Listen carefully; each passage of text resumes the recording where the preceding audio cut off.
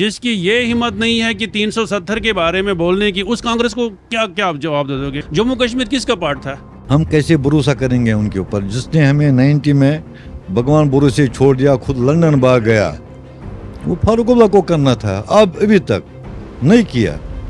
PDP को करना था, नहीं किया। वहाँ पर पत्थरबाजी होती थी, मोदी जी ने बंद करवाया। वोट डालने के लिए हर एक को निकलना चाहिए और वोट डालना हमारा राइट बनता है। अगर किसी को दूध से भी पैर धो लेंगे ना, वो सिक्के नहीं बनते। एक ने दोस्त ने मेरे को फ़ोन किया, आप किस पार्टी के साथ है? मैं कहा मैं मोदी के साथ। तो उसने गलत किया भाई, हमारा आर्टिकल खा लिया। मैंने कौन सा आर्टिकल खा लिया? मैं कहा कसम से, मैंने उसको कसम दिखाया, आपको पता पहले आर्टिकल क्या है? उसको नहीं मालूम था। मैं हकीकत में मोदी को मतलब एक देवता मानता हूँ, भगवान मानता हूँ। इस इलेक्शन का महत्व कुछ और है। जो जिस हिसाब से इस गवर्नमेंट ने, मोदी गवर्नमेंट ने 370 जो व्यवस्था चेंज हो गई, कॉन्स्टिट्यूशनल व्यवस्था चेंज हो गई, उसमें हमारा भी लगता है कि हमारी जो त्रासदी है ये भी एड्रेस हो जाएगी। आज की डेट में उनकी आइडियोलॉजी, उनकी भावना, उनका मन क्या कहता है, हमें भागना पड़ा। जनवरी आप देखोगे, लेकिन जितनी भी त्रासदी हुई है, जो हमारे प्रोमिनेंट लीडर्स थे, वो दिसंबर से पहले ही उनकी हत्या हो गई थी, दिसंबर के बाद नहीं हुई। फिर एक आ गया कि अब जगमोहन जी आ गए हैं, गवर्नर है, क्योंकि ये पहले भी रहे हैं वहाँ पे। लेकिन narrative in the long run, narrative क्या सेट हुआ? ये पलायन किया जगमोहन ने। राहुल जी के तुरंत बाद खड़गे जी ने वहाँ पे बोल दिया, पब्लिक में बोल दिया कि अगर हमारी 20 सीटें आ जाती हम हुकूमत बना देते और ये सारे अंदर हो जाते। जब ये मानसिकता है, अब आप खुद ही सोचो आगे क्या होगा। ये जो इलेक्शन है, ये मेरे हिसाब से it is a testing rod. कल वोटिंग होने वाली है, आपको क्या लगता है ये वोटिंग जो है वो कितनी ही ज़रूरी है, और किस तरीके से इस वोटिंग के जो रिजल्ट सामने आने वाले हैं उसके बाद कितना चेंजेस जो है वो जम्मू कश्मीर में हमें देखने के लिए मिलेगा, और किन मेन तथ्यों को देखते हुए जनता को कल वोटिंग करनी चाहिए? वोट डालने के लिए हर एक को निकलना चाहिए और वोट डालना हमारा राइट बनता है, नंबर 1। नंबर 2, अगर किसी को दूध से भी पैर धो लेंगे ना, वो सिक्के नहीं बनते। लेकिन हमें पता है कि हमें किसने हमें हेल्प किया इस त्रासदी में, जो त्रासदी 90 से हमें देख लिया। मैं 2 दिन हो गए मैं कश्मीर से आया, लेकिन वहाँ पर मैंने क्या देखा, मोदी को नहीं। उसने एक ने दोस्त ने मेरे को फ़ोन किया, आप किस पार्टी के साथ है? मैं कहा मैं मोदी के साथ। तो उसने गलत किया भाई, हमारा आर्टिकल खा लिया। मैंने कौन सा आर्टिकल खा लिया? मैं कहा कसम से, मैंने उसको कसम दिखाया, आपको पता पहले आर्टिकल क्या है? उसको नहीं मालूम था, उसको नहीं मालूम है आर्टिकल 370 है क्या। और उसमें जो क्रीम थी वो उन्होंने खाया जो जिनको खाना था, लेकिन आपको मालूम नहीं। आप एक ज़मींदार इंसान है, किसान इंसान है। जब मैंने उसको बोला कि क्या क्या क्या क्या है उससे आपको फ़ायदा, तो उसने बोला फिर ठीक है, फिर खुश हो गया। अब मेरे को भी मोदी से मिला दो। मैं कहा मैं मिला दूंगा मोदी से। मैं हकीकत में मोदी को मतलब एक देवता मानता हूँ, भगवान मानता हूँ। सर ऐसा क्यों देवता क्यों मानते हैं मोदी? मैं बताऊंगा क्यों। जो किसी ने कुछ नहीं करके दिखाया, वो मोदी जी ने दिखाया। मैं गया कश्मीर में, रोड वो जो वहाँ पर काम चल रहा है ज़ोरों से, वो मोदी जी का देन है। 4 लाइन 6 लाइन जो रोड चल रहा है ना, वो अभी भी काम चल रहा है ज़ोरों में। आज तक मैंने नहीं देखा, जो भी जिसका भी सरकार थी उन्होंने नहीं किया वो काम। अब रह गया एनसी पीडीपी वगैरह, बस ये लूटने के लिए आए हिंदुस्तान को, बाकी कुछ नहीं। सच में इनको अपने घर भरने हैं। और वो तो अपने मैनिफेस्टो के दौरान ये कह रहे हैं कि अगर हम पे भरोसा करती है कश्मीर की जनता, कश्मीरी हिंदू भी, तो हम कश्मीर को बदल देंगे। हम कैसे भरोसा करेंगे उनके ऊपर, जिसने हमें 90 में भगवान भरोसे छोड़ दिया, खुद लंदन भाग गया, खुद लंदन भाग गया और हमें मारने के लिए छोड़ दिया वहाँ। मुझे वो बहन याद है जिस बहन को आरे से काट दिया वहाँ पर, मैंने वो भी देखा। वो फारूकुल्लाह कहाँ था उस समय? उसने कभी बात की उस पर? मैं बोल रहा हूँ इस समय भी उनको पहले वो लगना चाहिए, मतलब केस लगना चाहिए पहले उन पर। वो फारूकुल्लाह को करना था, अब अभी तक नहीं किया। पीडीपी को करना था, नहीं किया। लेकिन अब किसके ऊपर भरोसा करेंगे? लेकिन हम पता है कि हमें कहाँ पर वोट डालना है, वोट डाल देंगे। कश्मीरी हिंदुओं के साथ जब अत्याचार हुआ तो लंदन भागने वाले राजनेता आज जब आतंकियों के ऊपर एक्शन होता है तो कहते हैं कि कश्मीर में युवाओं को सताया जा रहा है, तो ये दोहरी मानसिकता भी तो दिखाई दे रही है। देखो, अगर वहाँ पर पत्थरबाजी होती थी, मोदी जी ने बंद करवाया। वो कैसे बंद करवाया? मैं कश्मीर में हर साल जाता हूँ। कितना बदलाव देखते हैं? मैं इतना डरता था, टीका मैंने वहाँ नहीं लगाता हूँ, आज लगाता हूँ टीका, लेकिन मुझे आज नहीं डर लगता है। अगर उस समय कश्मीरी पंडित आ गए फिर ये भी धमकी मिलती। एक बार हम गाड़ी में चल रहे थे, पता नहीं ये देख लिया क्या बोलते हैं उसको, दागे, बोला ये कश्मीरी पंडित गाय को बोलता है गाय माता, ये बेल को क्यों नहीं बोलता है बेल पिता। मैं मुड़ा उससे, अब उसको क्या बोलूं? गाड़ी में सब उन्हीं की बात करेंगे, हमारे साथ नहीं। अगर कोई सही बात भी बोलेगा, लेकिन आज वो त्रासदी। आज किस तरीके का माहौल है सर? आपने कहा कि पहले इस तरीके आज अगर कोई बोलेगा, पहले बोलेगा भी नहीं, अगर बोलेगा भी सही बात बोलेगा।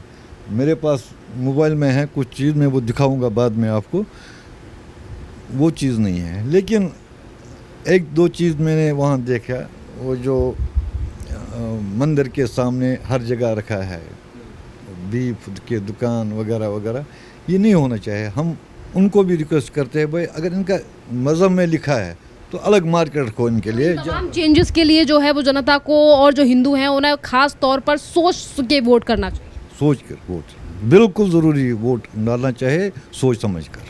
नमस्कार, स्वागत है आपका प्यारा हिंदुस्तान पर। मैं हूं आपके साथ शेरिन। कल जम्मू कश्मीर में दूसरे चरण की वोटिंग है। तमाम राजनीतिक पार्टियां एक ही पक्ष को खुश करने में और इनके लिए मैनिफेस्टो में तमाम बड़ी बड़ी बातें लिख रही हैं, जिस पर एक बार तो ये तक कह दिया गया है कि धारा 370 को भी वापस जम्मू कश्मीर में लगा दिया जाएगा। पर इन चुनावों के बीच में अगर जिक्र नहीं हो रहा है तो वो है कश्मीरी हिंदू।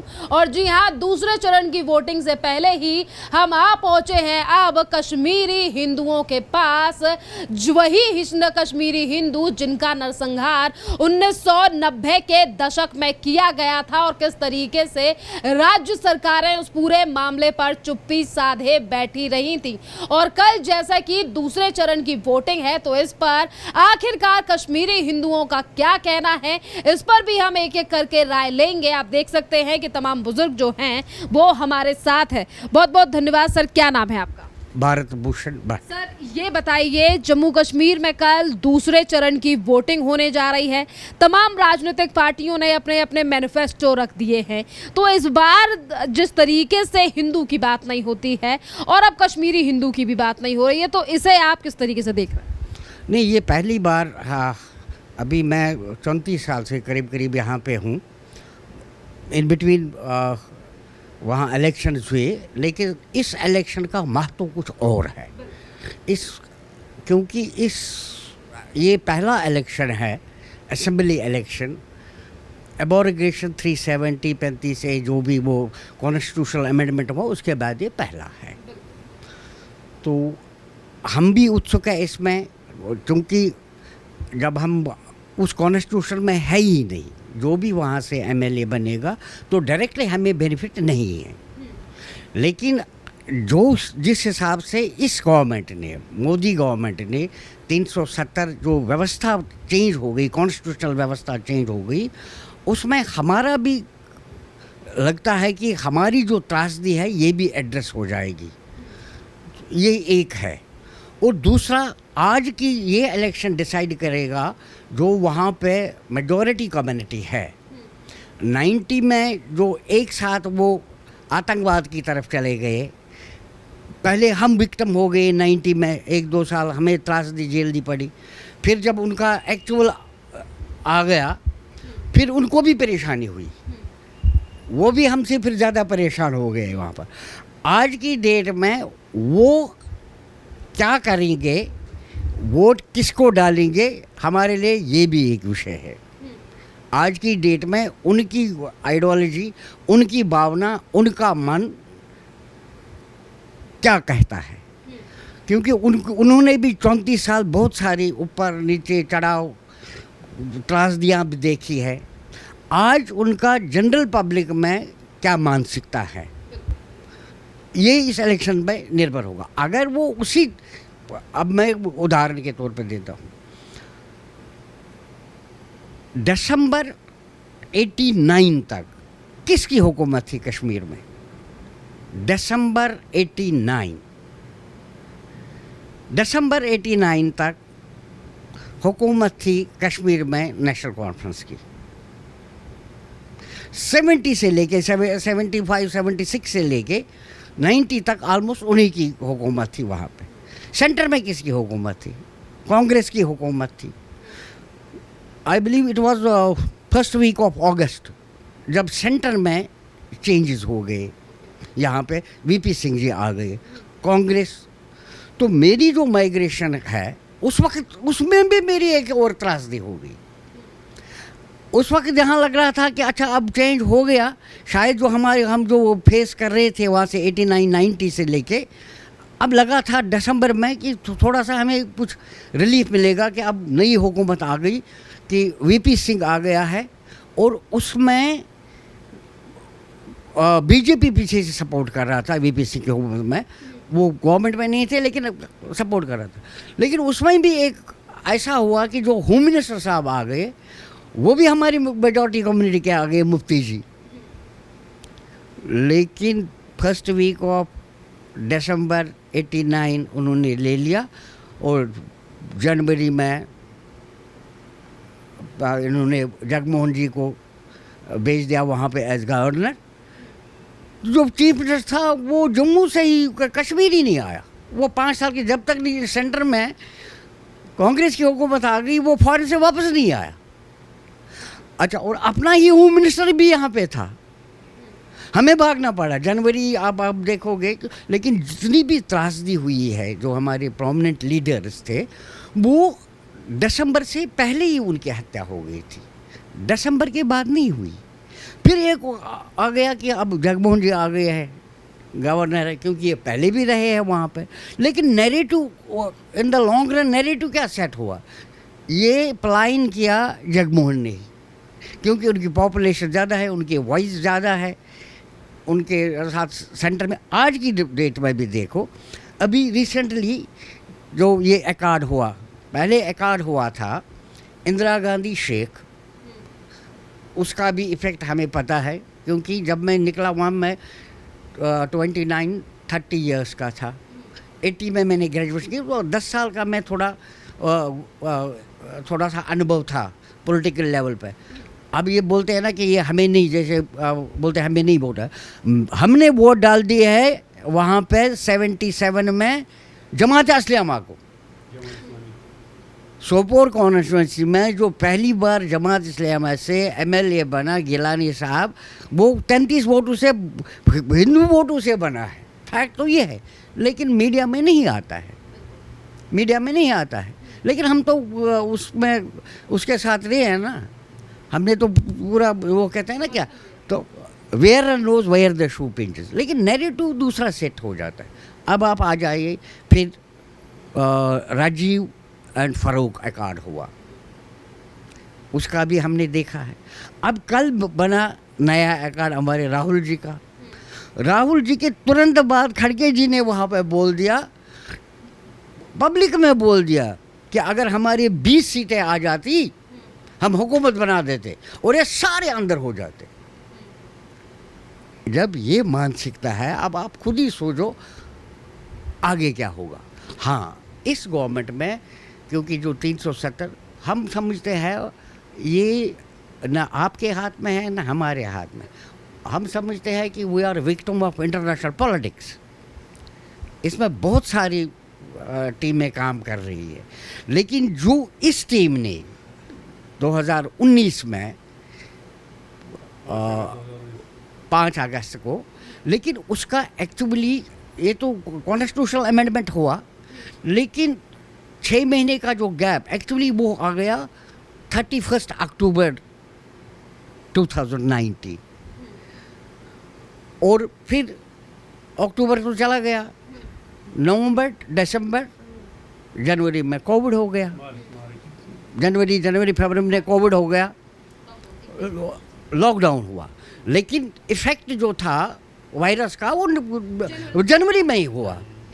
लॉकडाउन कब लगा कब नहीं लगा, लेकिन जो at the helm of affairs थी तो प्रायोरिटीज़ बदल जाती है। तो 2 साल कोविड में गए, अब वो अभी ख़त्म ही नहीं हो रहा था तो वार शुरू हो गया यूक्रेन इजराइल का, इंटरनेशनल लेवल पे प्रायोरिटी।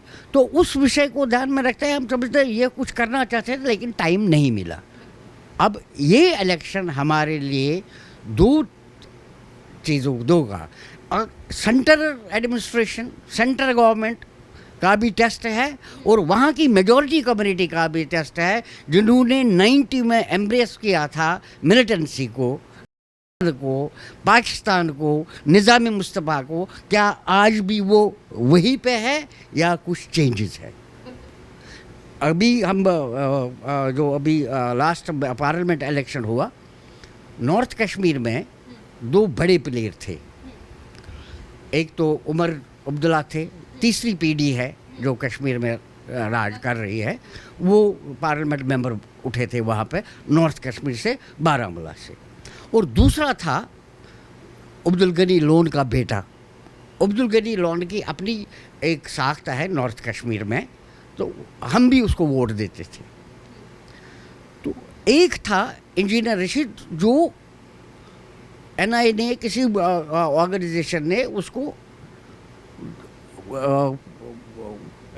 अरेस्ट हुआ था, वो जेल में था, उससे भी फॉरवर्ड। लेकिन अल्टीमेटली जब जीता, वो जेल में होके उसने जीत लिया, आज उसको छोड़ दिया है। डाउन द लाइन वही है, कन्विक्टेड है, अब है नहीं है वो तो कोर्ट फैसला करेगा। लेकिन अभी जितनी भी हमारी ऑर्गेनाइजेशंस हैं, उन्होंने उसको किसी को क्यों नहीं किया, उसी को क्यों कन्विक्ट किया? सर, सवाल तो ये भी है ना कि जम्मू कश्मीर में चुनावों के चलते जो है वो हर पार्टी कहीं ना कहीं, कश्मीरी हिंदू हों, जम्मू रीजन की अगर हम बात करें, कश्मीर में भी हो, तो जो बचे कुचे ही कश्मीरी हिंदू हैं उनका लगातार विश्वास जीतने का प्रयास जो है वो हर पार्टी कर रही है।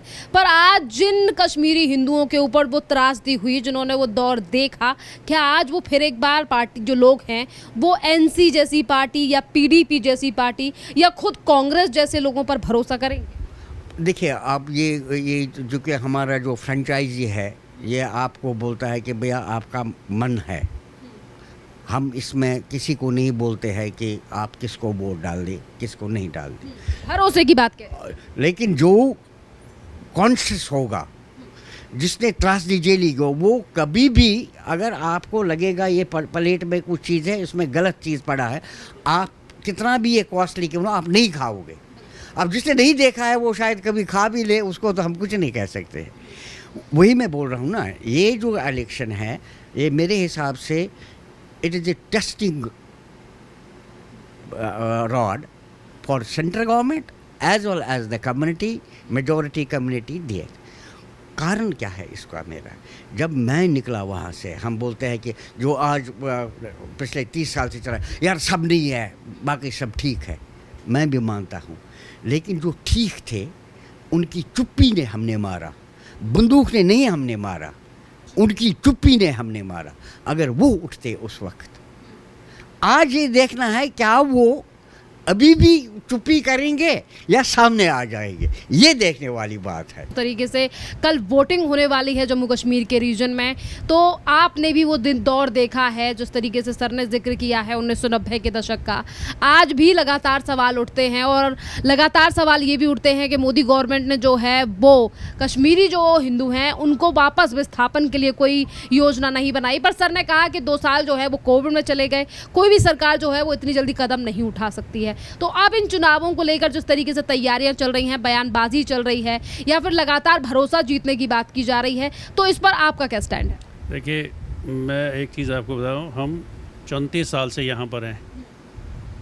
उस समय हमने किसे निकाला वहाँ से? वो कौन थे? हमारे अपने नेबर्स थे, हमारे अपने लोग थे जिनके साथ हम रहते थे, उठते थे, बैठते थे, खाते थे, पीते थे। उन्होंने हमें निकाला है। क्या वो हमें इस समय एक्सेप्ट करेंगे? क्या उनके बच्चे एक्सेप्ट करेंगे जो हमें जानते भी नहीं है? या हम उनके बच्चों को नहीं जानते हैं जो बड़े हुए होंगे उस समय? क्या वो एक्सेप्ट करेंगे? क्या उनमें चेंज आएगी जो उन्होंने आज से 34 साल पहले किया? क्या वो चीज़ अपने बच्चों को समझाएंगे कि हमने गलत किया उनके साथ, अब हमें मिलजुल के रहना है? और वहाँ मुझे बताइए, हम वोट किसको दे दें? वही लोग हैं जिनको हम जानते भी नहीं हैं। अब पार्टीज़ ठीक है, एनसी है, पीडीपी है, बीजेपी है, जो भी पार्टी है, लेकिन मुझे पता, हम उस कैंडिडेट को क्या जानते हैं? क्या वो हमें जानता है? हम किसको वोट दे दें? फिर भी हम कह रहे हैं कि वोट देना चाहिए, दे दो, वोट देना चाहिए, वो हमारा हक है। बाकी उन लोगों पर डिपेंड है कि वो हमें एक्सेप्ट करेंगे कि नहीं, किस तरह से करेंगे। क्या वही जो आज से 34 साल पहले उन्होंने हमें घर से निकाला, क्या वही होगा? जैसे आजकल वो हमारी ज़मीन पर वो जो उन्होंने कब्जा कर रखा है, हमारे मंदिरों पर उन्होंने कब्जा कर रखा है, हमारे बाग बगीचों पर उन्होंने कब्जा कर रखा है, हमारे मकानों ने जला दिए। क्या फिर हमें फिर उसी के लिए जाना है वहाँ पर? जो हमने झेला आज से 34 साल पहले, क्या वही हमने झेलना है? और इन 34 सालों में ये हमारे पास कब आए? कभी नहीं। जब हम यहाँ कैंपों में थे, हमारे पास कौन आया? आरएसएस। हमारे मदद के लिए वही आए, बार बार वही आए, और कोई नहीं आया हमारे पास। तब एनसी कहाँ थी? तब पीडीपी कहाँ थी? तब कांग्रेस कहाँ थी? दूसरी पार्टियाँ कहाँ थी? हम तो कश्मीर में हमें तो पता नहीं था बीजेपी क्या होती है। चुनाव प्रचारों के दौरान लगातार 1990 का जिक्र कर हर पार्टी कह रही है कि हमारे बस में होता तो हम रोक लेते। कौन क्या? वो हमने सबों को देखा, इतने सालों से देखा। जो आपको अभी बता देना दोनों का, जिसकी ये हिम्मत नहीं है कि 370 के बारे में बोलने की, उस कांग्रेस को क्या क्या आप जवाब दे दोगे? जो 370 के बारे में अभी कोई, जो एनसी ने मैनिफेस्टो अपना बताया 370 या 35 से, और उसके बारे में कांग्रेस अभी तक नहीं बता रही हमने क्या करना है, और वो उसका साथ दे रही है, उसके साथ ही है अभी। पहले इंदिरा जी और फारूक, ये क्या नाम, शेख अब्दुल्ला, दूसरी बार जो राजीव गांधी और इसका शेख फारूक अब्दुल्ला, अब ये दो। हाँ, तो क्या इनका जवाब है कोई 370 के बारे में? ये क्या आज तक कुछ नहीं बताया, तो क्या विश्वास, किस पर विश्वास करोगे? पर सर, धारा 370 को लेकर आपने जिक्र किया है, तो उस पर तो पार्टियों का ये भी कहना है कि मोदी सरकार को जो है वो धारा 370 हटाने से पहले पाकिस्तान से भी बात करनी चाहिए। क्यों, किस लिए? पाकिस्तान कौन है? ये हमारा, ये पहले भी मुझे एक चीज़ बता दो, जम्मू कश्मीर किसका पार्ट था? भारत का, और वो भी जो ये हमारे राजपूत ब्रदर्स हैं जम्मू के, वो उनका था। वो किसी फारूक अब्दुल्ला या शेख अब्दुल्ला की प्रॉपर्टी नहीं थी। तो फिर वो हम पाकिस्तान से क्यों बात करें? किस चीज़ के लिए बात करें? वो हमारा पार्ट था, हमने उसको अपना किया। वहाँ पर 2 झंडे किस चीज़ के लिए 2? अगर यहाँ पर 1 झंडा है, वहाँ पर 2 झंडे क्यों है? वो एक बढ़िया इन्होंने किया है। तो हमेशा भारत को तोड़ने की बात करने वाली राजनीतिक पार्टियों पर क्या कश्मीरी हिंदू भरोसा करेगा? No, never. ना हम करते थे, ना हम करेंगे। ये एक बड़ा रीज़न है सर। बिल्कुल बिल्कुल, ये एक बड़ा रीज़न है। और अगर इस तौर पर अगर हम प्रधानमंत्री नरेंद्र मोदी की बात करें, जिनको लेकर आज कश्मीर में राहुल गांधी ने कहा कि कहीं ना कहीं प्रधानमंत्री का आत्मविश्वास जो है वो गिर गया है, इस पर आप क्या कहें? वो हमें कल पता चला यूएस में कितना गिर गया है और उसका कितना गिर गया है। वो हमने 2 हफ्ते पहले देखा, उसको वो कितना गिर गया है, और मोदी जी का कितना गिर गया है।